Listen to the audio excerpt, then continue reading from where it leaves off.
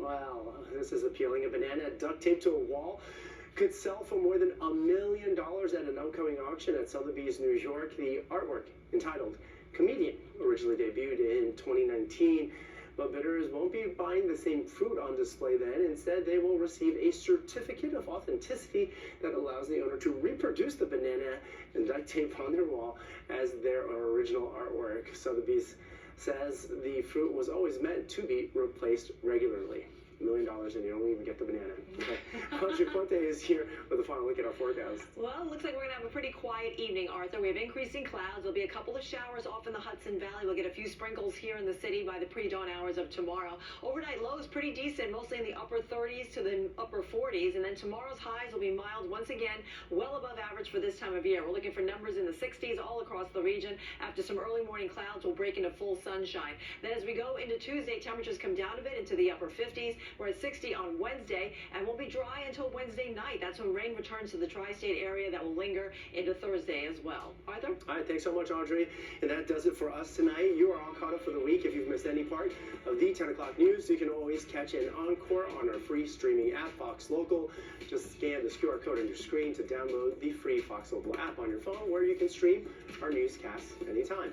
Stay with us. Sports Extra with Tina Servacio starts right now. Coming up on Sports Extra, the Jets fall to 3-8 on the season and yet another heartbreaking loss.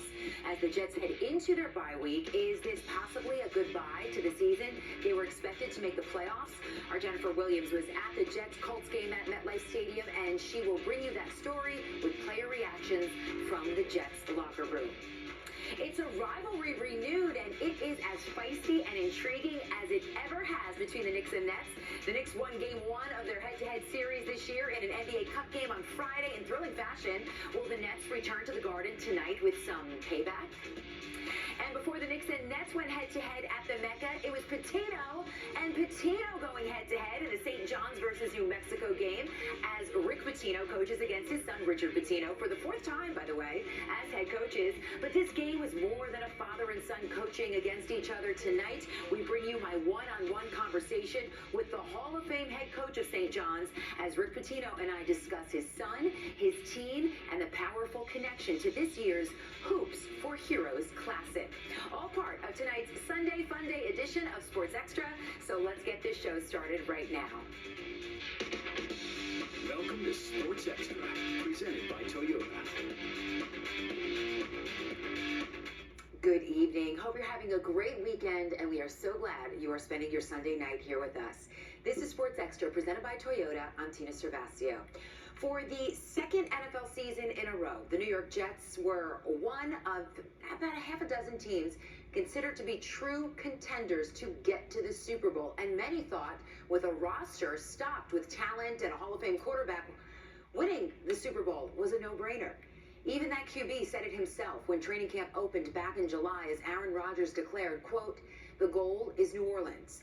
But now at 3-8, after today's loss to the Indianapolis Colts, can the Jets even make the postseason?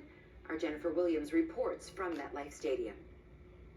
After a slow start, the Jets found themselves in a back-and-forth battle with the Colts Sunday at MetLife Stadium, but once again, the team proved to be its own worst enemy. Gang Green failing to execute on both sides of the ball, and we're just a little too confident in their ability to close this one out. At this point. Up by 2 with less than 3 minutes left on the clock, the Jets decided to kick a field goal, a 35-yard attempt by Anders Carlson. That was good. I was confident that the defense was going to get the stop. That's why I opted to kick the field goal there and not go for it. But in hindsight, I probably should have gone for it. The Colts scored on the ensuing drive, Indy covering 70 yards in just 6 plays in less than 2 minutes. Quarterback Anthony Richardson then ran in his second rushing TD of the day. Here's Aaron Rodgers on if he would have liked to go for it on 4th down. Rick felt good about Anders kicking it and, defense stopping it. So, but yeah, of course. I felt like we need to get to 30, just beginning of the game. Now, obviously, the way we played.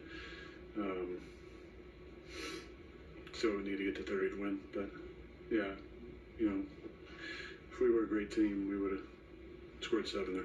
Despite an electric performance by running back Breece Hall, who scored a TD through the air and on the ground to help Gang Green put up 25 or more points for the first time this season, the Jets lose yet another winnable one, 28-27, the final score.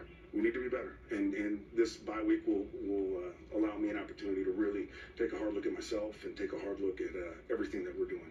The Jets fall to 3-8 on the season with 6 games left and host the Seahawks after the bye.